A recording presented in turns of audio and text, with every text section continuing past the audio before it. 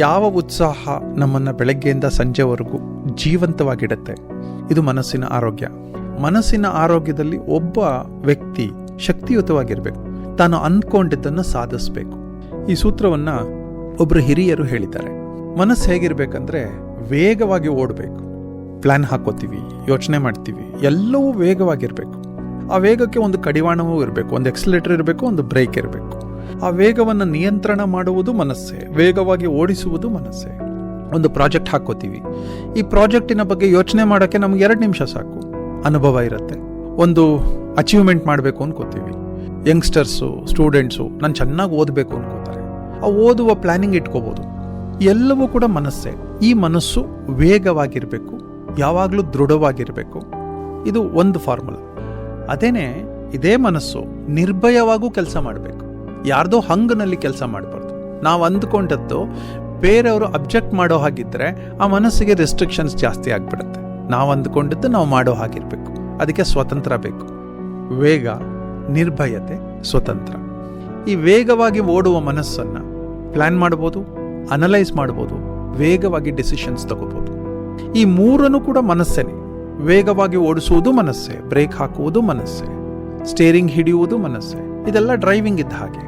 ಒಂದು ಸಣ್ಣ ಉದಾಹರಣೆ ಅಂತಂದರೆ, ಒಂದು ಪ್ರಾಜೆಕ್ಟ್ ಮಾಡುವುದು. ಅದು ಯಾವುದಾದ್ರೂ ಆಗಿರ್ಬೋದು. ಸ್ಟೂಡೆಂಟ್ಸ್ಗಾದರೆ ಎಜುಕೇಷನ್ ಪ್ರಾಜೆಕ್ಟ್ ಆಗಿರ್ಬೋದು, ವ್ಯಾಪಾರಿಗಾದರೆ ಒಂದು ಪ್ರಾಜೆಕ್ಟ್ ಆಗಿರ್ಬೋದು, ಸಾಮಾಜಿಕವಾಗಿ ಒಂದು ಪ್ರಾಜೆಕ್ಟ್ ಆಗಿರ್ಬೋದು, ಅಧಿಕಾರಿಗಳಿಗೆ ಒಂದು ಪ್ರಾಜೆಕ್ಟ್ ಆಗಿರ್ಬೋದು.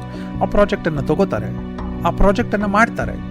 ಧೈರ್ಯವಾಗಿ ಮಾಡ್ತಾರೆ, ನಿರ್ಭಯವಾಗಿ ಮಾಡ್ತಾರೆ, ಹಾಗೂ ಸ್ವತಂತ್ರವಾಗಿ ಮಾಡ್ತಾರೆ. ವೇಗ ಕಡಿಮೆ ಆದ್ರೂ ಕೂಡ ಸಕ್ಸಸ್ ನಿಂತೋಗುತ್ತೆ, ಡಿರೈಲ್ ಆಗಿಬಿಡುತ್ತೆ.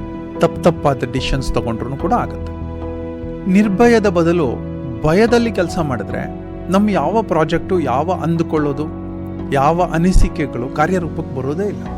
ಹಾಗೂ ಸ್ವತಂತ್ರವಾಗಿ ಮಾಡದೇ ಇದ್ರೆ ಈ ಒಂದು ಹೋಟೆಲನ್ನು ಇಡ್ಬೋದು, ಒಂದು ಚಿಕ್ಕ ಬಿಸ್ನೆಸ್ಸನ್ನು ಶುರು ಮಾಡ್ಬೋದು. ಭಯದಲ್ಲೇ ಶುರು ಮಾಡಿದ್ರೆ ನಂಗೆ ನಡೆಯುತ್ತೋ ಇಲ್ವೋ, ಸಪೋರ್ಟ್ ಬರುತ್ತೋ ಇಲ್ವೋ, ಲೋನ್ ಸ್ಯಾಂಕ್ಷನ್ ಆಗುತ್ತೋ ಇಲ್ವೋ, ಸಕ್ಸಸ್ ಆಗ್ತೀನೋ ಇಲ್ವೋ, ಬಾಡಿಗೆ ಹೆಂಗಪ್ಪ ಕಟ್ಟೋದು.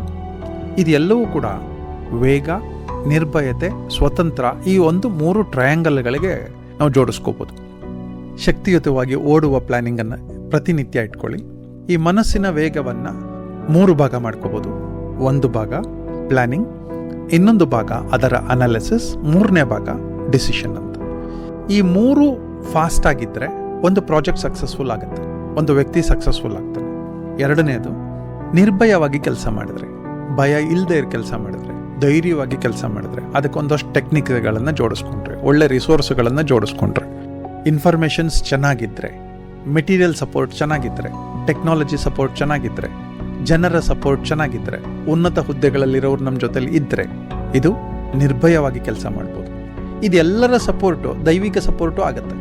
ಹಾಗೂ 3ನೇದು ಸ್ವತಂತ್ರವಾಗಿ ಕೆಲಸ ಮಾಡಿದ್ರೆ, ನಾವು ಅಂದ್ಕೊಂಡಿದ್ದೀವಿ, ನಾವು ಮಾಡಿದ್ದೀವಿ, ನಾವು ಅಂದ್ಕೊಂಡಿದ್ದೀವಿ, ಅಚೀವ್ ಮಾಡ್ಲಿಕ್ಕೆ ಹೊರಟಿದ್ದೀವಿ, ನಾವು ಅಂದ್ಕೊಂಡಿದ್ದೀವಿ, ಸಾಧನೆ ಮಾಡ್ಲಿಕ್ಕೆ ಹೊರಟಿದ್ದೀವಿ, ಎಲ್ಲ ರಿಸೋರ್ಸಸ್ಗಳು ನನ್ನ ಜೊತೆಲಿದೆ, ತಪ್ಪು ಮಾಡ್ತಾ ಇಲ್ಲ, ಯಾರಿಗೂ ಕೆಟ್ಟದ್ದು ಬಗೀತಾ ಇಲ್ಲ, ಸುಳ್ಳು ಹೇಳ್ತಾ ಇಲ್ಲ.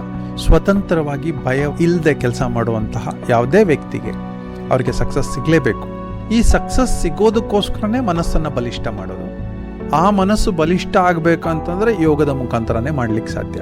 ಅವರು ಯೋಗಾಸನಗಳನ್ನು ಮಾಡಿ ಮನಸ್ಸನ್ನು ಬಲಿಷ್ಠ ಮಾಡ್ತಾರೋ, ಧ್ಯಾನ ಮಾಡಿ ಮನಸ್ಸನ್ನು ಬಲಿಷ್ಠ ಮಾಡ್ತಾರೋ, ಆದರೆ ಈ ಎಲ್ಲವೂ ಬಲಿಷ್ಠ ಆಗೋದಿದೆಯಲ್ಲ, ಅದೇ ಯೋಗ. ಅಂತಹ ಯೋಗ ನಿಮ್ಮೆಲ್ಲರಿಗೂ ಸಿಗಲಿ.